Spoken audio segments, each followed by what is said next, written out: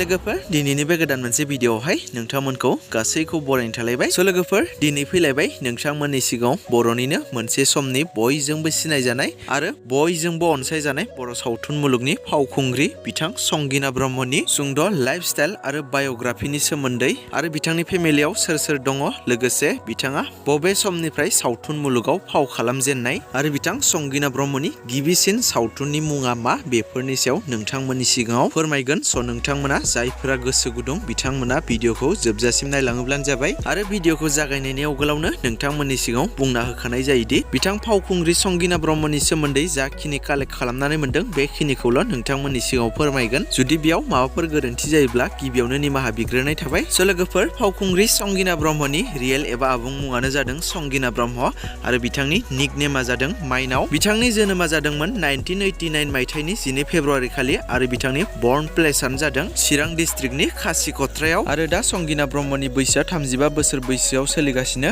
बिथांनि हम टाउनआ जादों बङाइगाव, नाथाय दायो बिथाङा गुवाहाटीयाव थायो। लोगोफोर दानिया फैदो बिथांनि फेमिलिनि बागै मिथिना लानोसै।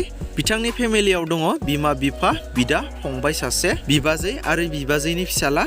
बिथांनि एजुकेसननि बागै बुङोब्ला बिथाङा एम ए पास आरो बिथाङा मिज'राम कन्या कलेजनिफ्राय पलिटिकेल आयदायाव एम ए खौ पास खालामदों। लोगोफोर फावखुंग्रि संगिना ब्रह्मनि प्रफेसनानो जादों एक्टर एबा आर्टिस्ट।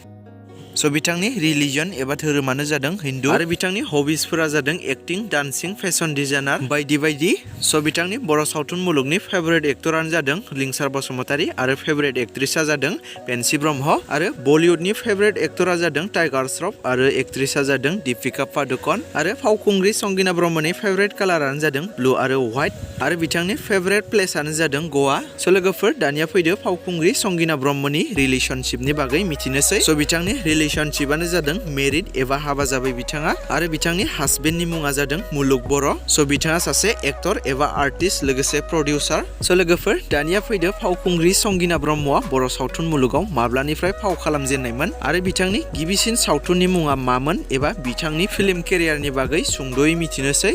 लोगोफोर फावखुंग्रि संगिना ब्रह्मआ माब्लानिफ्राय बर' सावथुन मुलुगाव फाव खालामजेननाय होननानै बुङोब्ला बिथाङा 2004 मायथाइनिफ्रायनो बर' सावथुन मुलुगाव फाव खालामजेनदोंमोन आरो बिथांनि गिबिसिन ओंखारनाय एलबामनि मुङानो जादों सिरि सिरि। बियो 2004 मायथाइयावनो ओंखारदोंमोन आरो बिथांनि गिबिसिन सावथुननि मुङानो जादों सिमांना मोगथां। बियो ओंखारदोंमोन 2005 मायथाइयाव आरो सेकेन्डआव दङ बिहामजो रानि आरो बिथाङा फाव खालामनाय माखासे बर' सावथुनफोरनि फारिलाइया जादों सिमांना मोगथां, बिहामजो रानि, सतबांसा, दायनि साजा, फाथैलाय बिसिनाय, सांग्रेमा, बान्था, जोखोम, जायख्लंआव बेमाजे, निखावरिया फाब नङा, गोरबोनि मोदै, जिनिर, खालाव खासाव, रजे नों, गराय फाख्रि, बर'नि थै, गाब गैयै जायख्लं आरो बिनि अनगायैबो माखासे गोबांथार सावथुनफोर दंबावदो लोगोफोर, जेराव आं बेवहाय मख'जोबनाय जायाखै। आरो सावथुननि अनगायैबो माखासे गोबांथार एलबामफोरावबो बिथाङा फाव खालामबोबाय आरो नोंथांमोना मिथिखागौ बिथां फावखुंग्रि संगिना ब्रह्मआ बे बोसोराव गाब गैयै जायख्लं आबुं बर' सावथुनाव गावनो डाइरेक्सन होनायजों लोगोसे मेन एक्ट्रेसनि रलाव फाव खालामनानै बेस्ट एक्ट्रेसनि एवार्डखौ मोननो हादों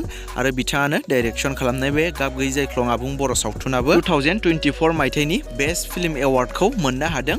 बिथाङा 2004 मायथाइनिफ्राय लानानै गेजेर ससेयाव बिथाङा गेप थादोंमोनब्लाबो आथिखालाव बिथांखौ सावथुन मुलुगाव फाव खालामनायखौ नुनो मोनफिनदों। जेरै जों मख'नो हायो गराय फाख्रि सावथुन, बर'नि थै, गाब गैयै जायख्लं आरो 2025 मायथाइयावबो फैनो गोनां बर'नि माखासे सावथुनफोराव नोंथांमोना फावखुंग्रि संगिना ब्रह्मनि फाव खालामनायखौ नुनो मोनबावगोन दे लोगोफोर। आरो फावखुंग्रि संगिना ब्रह्मआ नोंथांमोननि थाखाय सोर सोरनि फेभरेट एक्ट्रेस कमेन्टआव खोन्था हरोब्लानो जाबाय। लोगोफोर बिदिब्ला फावखुंग्रि संगिना ब्रह्मनि सुंद' लाइफस्टाइल आरो बाय'ग्राफि आरो बिथांनि सावथुनफोरनि सोमोन्दै सुंद' भिडिअआ बेखिनियानोमोन।